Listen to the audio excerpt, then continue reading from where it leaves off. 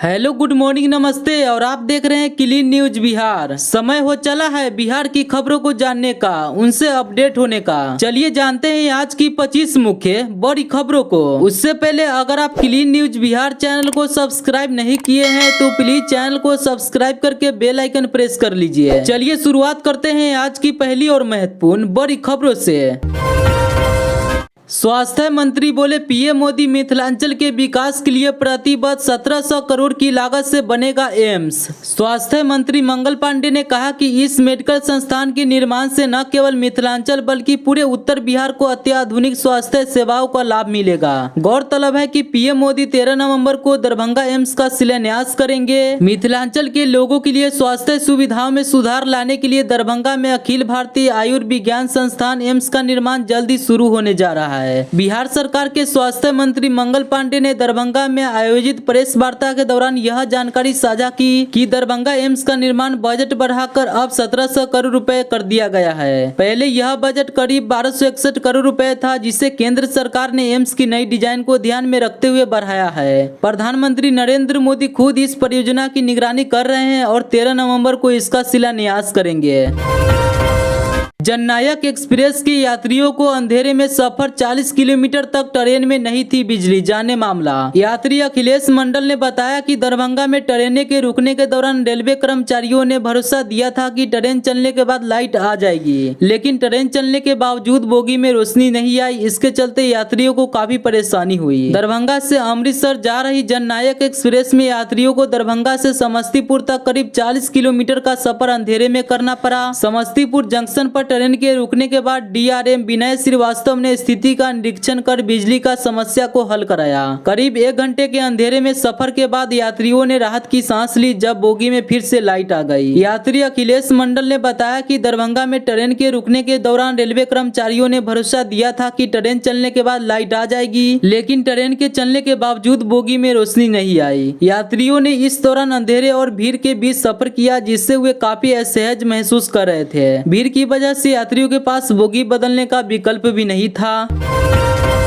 Asian महिला hockey championship trophy सभी hockey मुकाबलाओं का 168 देशों में होगा सीधा प्रशासन, जाने टिकट प्रक्रिया। 11 नवंबर यानी आज से राजगीर में आयोजित होने वाले एशियाई महिला हॉकी चैंपियनशिप ट्रॉफी के मुकाबलों को लेकर सभी तैयारियां पूरी कर ली गई है। बिहार के ऐतिहासिक और पर्यटन नगरी राजगीर में पहली बार अंतर्राष्ट्रीय स्तर का महिला Asian hockey championship trophy tournament आयोजित होने जा रहा है। 11 नवम्बर से 20 नवम्बर तक चलने वाले इस टूर्नामेंट के लिए व्यापक तैयारियां की गई है, जिसमें सुरक्षा और सुविधा का खास ध्यान रखा गया है। दुनिया के 168 देशों में इस टूर्नामेंट का सीधा प्रशासन किया जाएगा, जबकि 30 राष्ट्रीय स्तर के चैनल इसका कवरेज करेंगे। राजगीर के खेल परिसर में टूर्नामेंट के दौरान अत्याधुनिक सुविधाएं और सख्त सुरक्षा व्यवस्था की गई है। जिला प्रशासन ने टूर्नामेंट के दौरान राजगीर खेल परिसर के रेड जोन घोषित करते हुए इसे अनाधिकृत उड़ान निषिद्ध क्षेत्र बनाया है। जिला दंडाधिकारी संसाक शुभंकर के आदेश के अनुसार इस दौरान ड्रोन सहित सभी प्रकार की अनाधिकृत उड़ानों का प्रतिबंध रहेगा।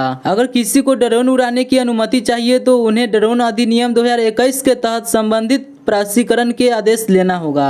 पुलिस और सुरक्षा एजेंसियों पूरा टूर्नामेंट के दौरान परिसर पर पैनी नजर रखेगी, ताकि दर्शक और खिलाड़ी सुरक्षा की भावना के साथ टूर्नामेंट का आनंद उठा सके।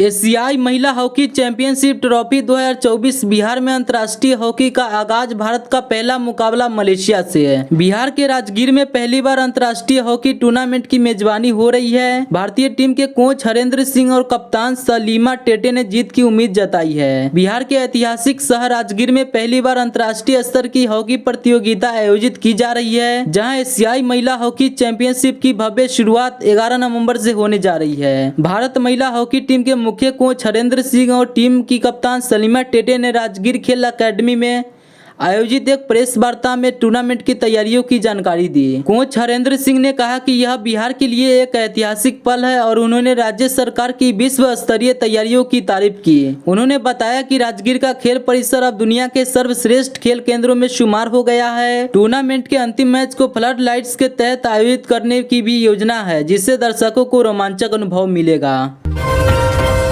मांझी की बहू के लिए वोट मांगने पहुंचे सीएम नीतीश, लालू राबड़ी राज के बारे में कही यह बातें। इमामगंज और बेलागंज के लिए होने वाले उपचुनाव को लेकर चुनाव प्रचार के लिए 36 घंटे शेष रह गए हैं। इसी 36 घंटे में सभी प्रत्याशियों की जीत के लिए उनके संगठनों के नेताओं की ओर से जीत के लिए पूरा दमखमा लगा रहे हैं। दोनों सीटों पर 23 नवंबर को वोटों की गिनती होगी। बिहार में 4 सीटों पर 13 नवंबर को उपचुनाव लेकर मुख्यमंत्री नीतीश कुमार ने रविवार को हम उम्मीदवार दीपा मांझी के लिए वोट मांगने इमामगंज विधानसभा क्षेत्र में पहुंचे, जहां जनसभा को संबोधित करते हुए नीतीश कुमार ने विपक्ष पर जमकर निशाना साधा। नीतीश कुमार ने कहा कि हम तो दीपा मांझी को भारी मतों से जिताने का अनुरोध करने आए हैं। तभी जीविका दीदी अपनी मानदेय बढ़ाने की मांग को लेकर बोलने लगी। तभी उन्होंने कहा कि अभी चुपचाप सुनो, आपकी बात को सुनेंगे, ज्यादा मत बोलिए। सीएम नीतीश ने लालू परिवार पर निशाना साधते हुए कहा कि 2025 को हम लोग आए, बताइए कौन लोग राज करते थे? वह लोग अनाप शनाप बोलते हैं, पहले यह लोग क्या किया था?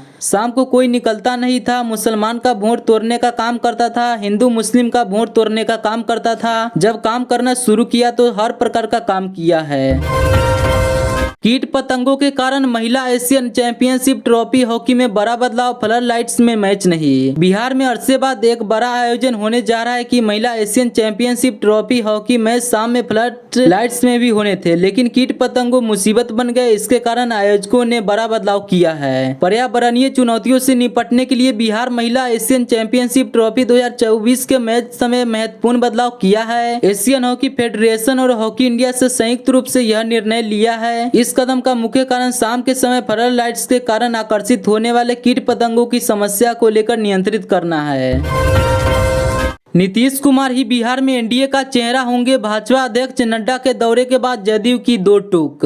भाजपा अध्यक्ष जेपी नड्डा से मुख्यमंत्री नीतीश कुमार की मुलाकात के कई महीने निकाले गए। अब जनता दल यूनाइटेड के कार्यकारी अध्यक्ष संजय झा ने बिहार विधानसभा चुनाव 2025 में सीएम नीतीश कुमार की भूमिका को लेकर दो टूक जानकारी दे दी है। जनता दल यूनाइटेड के राष्ट्रीय कार्यकारी अध्यक्ष संजय झा ने कहा कि आगामी 2025 का विधानसभा चुनाव माननीय मुख्यमंत्री नीतीश कुमार के नेतृत्व और उनके चेहरे पर ही होगा। इसी बात में किसी भी तरह का दूसरा कोई भी गुंजाइश नहीं है। विधानसभा चुनाव एनडीए एकजुट होकर विकास के मुद्दे पर बिहार की जनता के पास वोट मांगने के लिए जाएंगे, वही विपक्ष संविधान को हाथों में लेकर देश की जनता को गुमराह करने की में लगी है। सांसद संजय झा ने विपक्ष को कहा वह सिर्फ संविधान को हाथों में लेकर देश की जनता को गुमराह करने का प्रयास कर रही है, लेकिन देश की जनता बड़ी समझदार है। वह सोच समझकर अपने हिसाब वोट दिया करती है, जिसका परिणाम लोकसभा में जदयू के जीते सीटों के भी हिसाब से अनुमान लगाया जा सकता है। यह बात उन्होंने दरभंगा में एम्स के शिलान्यास स्थल का निरीक्षण के दौरान कही। उन्होंने कहा देश में जम्मू कश्मीर के अलावा ऐसा कोई भी राज्य नहीं है जहां दो एम्स हो। यह सौभाग्य सिर्फ बिहार को मिला है, जहां प्रधानमंत्री एक साथ 2 एम्स देने का काम किया है। इसके लिए केवल मिथिला ही नहीं बल्कि पूरा उत्तर बिहार के लोग 13 नवंबर को शिलान्यास कार्यक्रम में उपस्थित होकर प्रधानमंत्री के प्रति कृतज्ञता प्रकट करेंगे।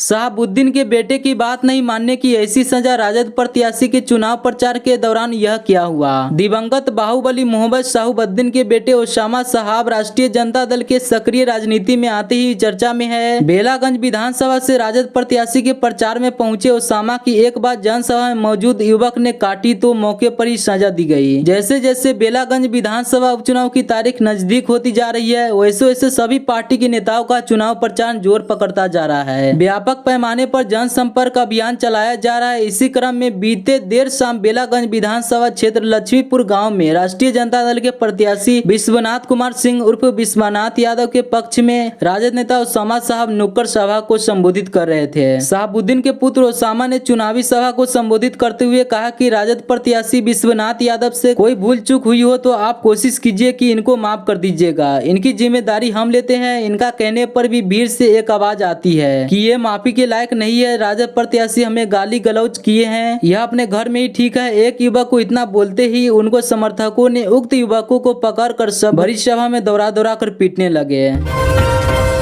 राजधानी पटना के पॉश एरिया में लूट। ज्वेलरी शोरूम से 1:40 में लूट लिए 3.5 लाख की ज्वेलरी। बेलगाम अपराधियों ने डीजीपी आवास से महज 200 मीटर की दूरी पर स्थित ज्वेलरी शोरूम से मात्र 1 मिनट 40 सेकंड में 3.5 लाख की ज्वेलरी लूट ली है। अब पुलिस सीसीटीवी को सहारा मानकर अपराधियों को जल्द से जल्द गिरफ्तार कर लेने का दावा कर रही है। बिहार में बेलगाम हो गए हैं, शायद इसी का नतीजा है कि पटना स्थित डीजीपी के आवास के समीप भी बेखौफ अपराधियों ने लूट की एक बड़ी घटना को अंजाम दिया है। घटना पटना के पॉश एरिया कंकरबाग थाना क्षेत्र की है। शनिवार की रात बेखौफ अपराधियों ने कंकरबाग में स्थित एक ज्वेलरी शोरूम को अपना निशाना बनाते हुए मात्र 1 मिनट 40 सेकंड में अपराधियों ने 3.5 लाख रुपए ज्वेलरी लूट लिए। इतना ही नहीं, साथ ही इतना था कि दुकान के सभी 6 कर्मियों का मोबाइल फोन लेकर भी ले गए। अब घटना के हो जाने पर पुलिस सीसीटीवी खंगाल कर उन अपराधियों को गिरफ्तार करने का दावा कर रही है। घटना कंकरबाग थाना क्षेत्र में कॉलोनी मोड़ स्थित तनिष्क ज्वेलरी शोरूम की है, जहां अपराधियों ने लूट की बड़ी वारदात को अंजाम दिया है। दुकान के कर्मियों का कहना है कि 4 की संख्या में अपराधी पहले ग्राहक बनकर शोरूम में घुसे और फिर पिस्टल निकालकर सटा दिए। अपराधियों ने तुरंत लूटपाट करनी शुरू कर दी। विरोध करने पर गोली मार देने की धमकी भी दी। उन अपराधियों ने सबसे पहले सभी कर्मियों के मोबाइल अपने कब्जे में कर लिए और फिर लूट कर फरार हो गए। कर्मियों के अनुसार पूरी घटना करने में लगभग 1 मिनट 40 सेकंड का समय लगा और अपराधी 3.5 लाख रुपए ज्वेलरी और 6 कर्मियों के मोबाइल फोन कर लूट कर फरार हो गए।